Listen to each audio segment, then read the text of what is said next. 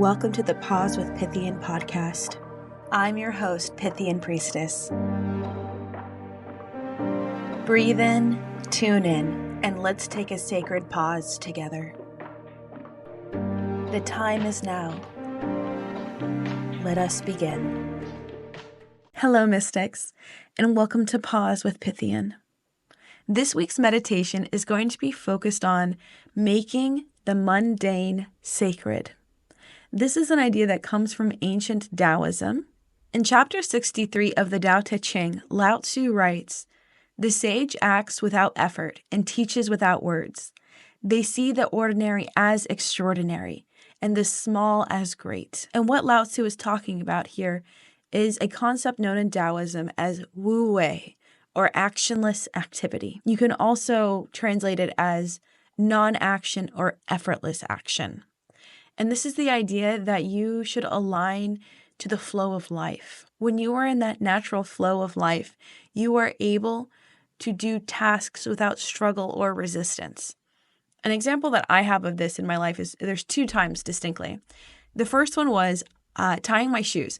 I really struggled with tying my shoes, and I think it's because I'm dyslexic, and when I would watch people tie their shoes, I would get confused. I bet if I had different colored laces, that probably would have helped. Anyway, I wasn't able to do it, so I ended up tucking them into the side or underneath my shoe. Until one day, believe it or not, I just did it. I didn't even think about it. I just naturally was able to make the bow. And that was my first experience with Wu Wei, actionless activity. There was no more trying. It just happened. The second experience I have with Wu Wei is in basketball. So when I was in 7th grade, I thought it would be super cool to join the basketball team because waking up at 6 a.m. for practice at 7 a.m. was a great idea. It was not. I studied so hard to understand how to angle my shoulders and my elbows to make the shot perfectly, and I failed over and over again. And it was heartbreaking to watch the ball bounce off the backboard or hit the rim. And at one point, I stopped trying to organize my body, and I just threw the ball, and it went through the hoop. That was another moment of actionless activity, just being in the flow and not resisting, and not creating struggles for myself. Taoism seeks to dissolve the boundary between the sacred and the mundane. So simple acts like washing the dishes can be imbued with spiritual meaning when approached with mindfulness and sincerity. And Alan Watts did this really great segment on a mindfulness meditation on washing dishes. Because the art of washing dishes is that you only have to wash one at a time. If you're doing it day after day, you have in your mind's eye an enormous stack of filthy dishes which you have washed up in years past, and an enormous stack of filthy dishes which you will wash up in years future. But if you bring in your mind to the state of reality, which is, as I've pointed out to you, only now, this is where we are. There is only now.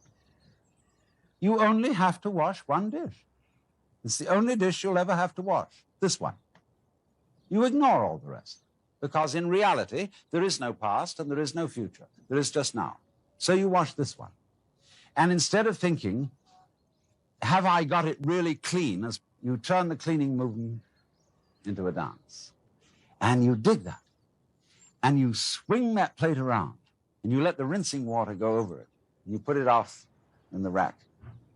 Crazy. See? Take the next one. And you get this rhythm going. In his broader philosophy, being present and focusing on the dish and learning to dance with the dish really connects to the Taoist idea of being in the flow of life, mindfulness in action, being fully present in the activity where you are focused on just the one dish in front of you.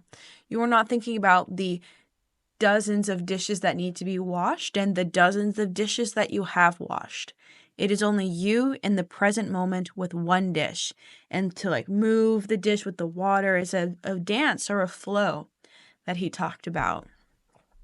And it's also to experience without judgment.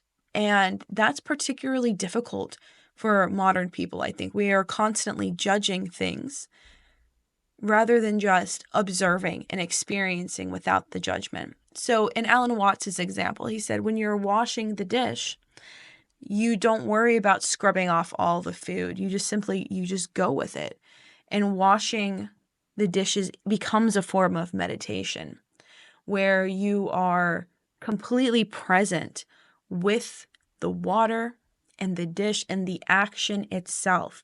And it is through these small mundane acts that you can actually experience spirit. As strange as that sounds, it can happen. I have experienced it myself because I am purely present in the moment with the water and the act of washing the dish. I am connecting with the Tao, or the natural flow of life.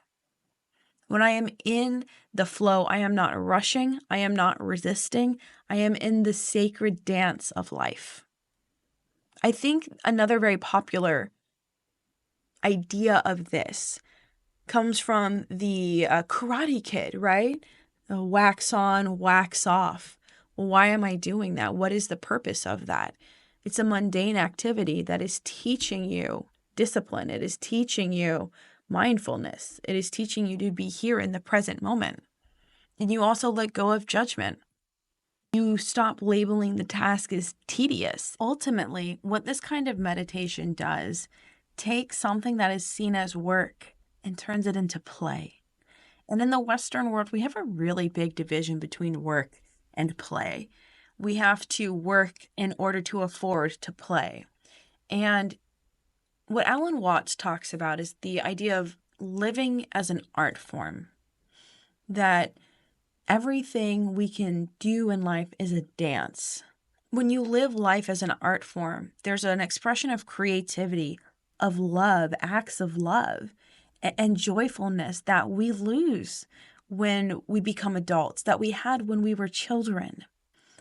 And that you experience life in this wondrous, playful state rather than out of a form of duty or obligation.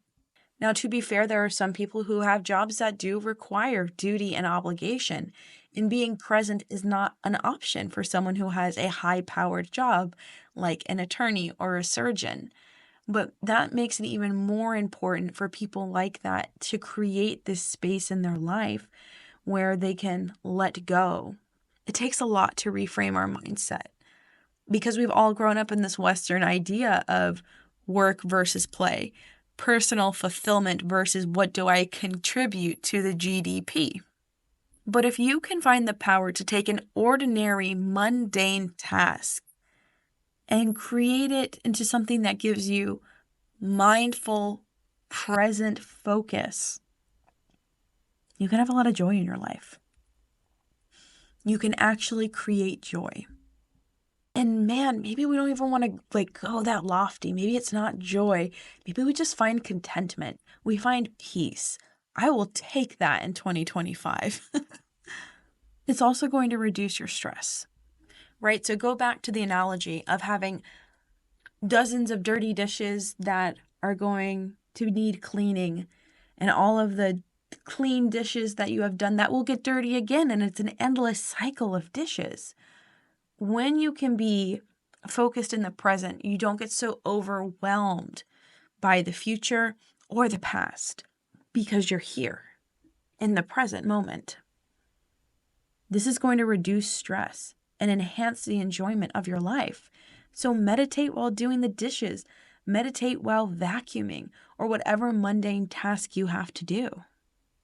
We know that it's in these small moments of being present where great creative breakthroughs come from. How many times have you been unable to finish a painting or a piece of poetry and you're like, wow, it's on the tip of my tongue, but I just can't. I'm blocked. But then you leave and you go do something else, even ordinary or boring. You're taking a shower and voila, the idea comes to you. It's because you've created that space for things to move around in your subconscious when you're not stressing yourself out so much. So you can take an ordinary, mundane experience of doing chores and have it assist you by tuning into the present moment, creating mindfulness. And this is harder than it sounds because your brain is going to want to chatter. The monkey mind is going to say, oh, remember that stupid thing you did? The dumb thing you said? No, you come right back to the present moment. I'm moving the vacuum. My hands are wet with the soap, cleaning the dish. By creating that space, it will give you the ability to look at the world differently. And that's ultimately what the purpose of meditation is to heighten our awareness. So for your homework this week, try being mindful while doing a mundane activity like washing the dishes or vacuuming or another chore, and let me know how it goes in the comments below. So let's breathe in together. Breathe deep, stay present, and let your light shine through. Until next time, mystics. Bye.